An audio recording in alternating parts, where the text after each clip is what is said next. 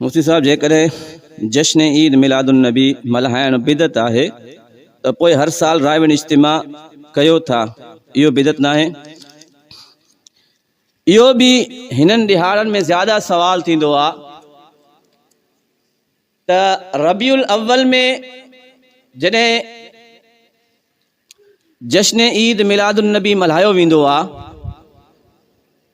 त ॿिए अक़ीदे वारा समूरा चवंदा आहिनि त बिदत आहे, नाजाइज़ आहे, नबी को साबित कोन्हे, सहाबा को साबित कोन्हे, क़ुरान में साबित न आहे।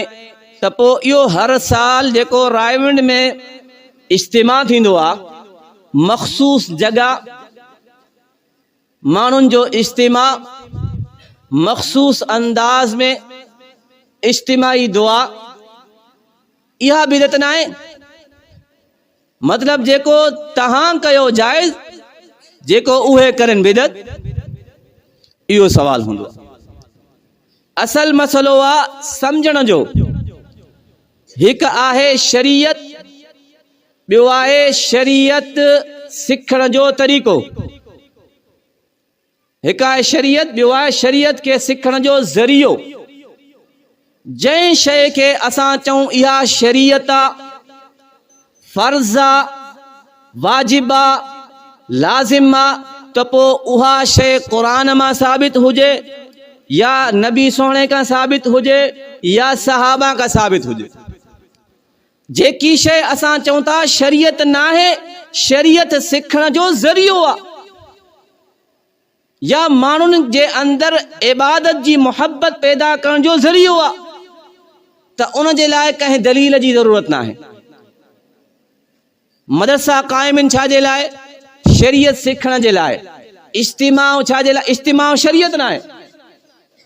कोई न चवंदो आहे त इज्तिमा ते वञण सां हज जो सवाब मिलंदो आहे, जेको न वेंदो शैतान आहे, कोई न चवंदो। जेको वञणु चाहे वञी सघे थो, जेको न वञणु चाहे कोई हर्ज न आहे। लेकिन जश्न ईद मिलादुन्नबी खे शरीयत समझो वेंदो आहे।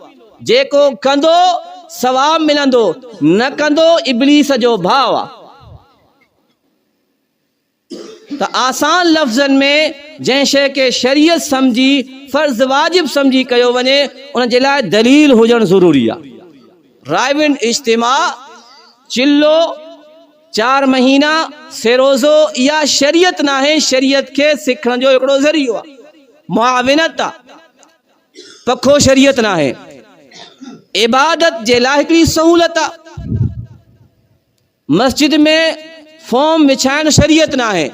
इबादत में सहूलत जे लाइ हिकिड़ो ज़रियो आहे। त जेकी शइ इबादत जी सहूलत जे लाइ या इबादत के सिखण जे लाइ या इबादत जी शौक़ पैदा करण जे लाइ हिकिड़ो वास्तो सबब ऐं ज़रियो हुजे, उन जे लाइ कंहिं दलील जी ज़रूरत न हूंदी आहे। अल्लाह साईं सम्झण जी तौफ़ीक़ नसीब।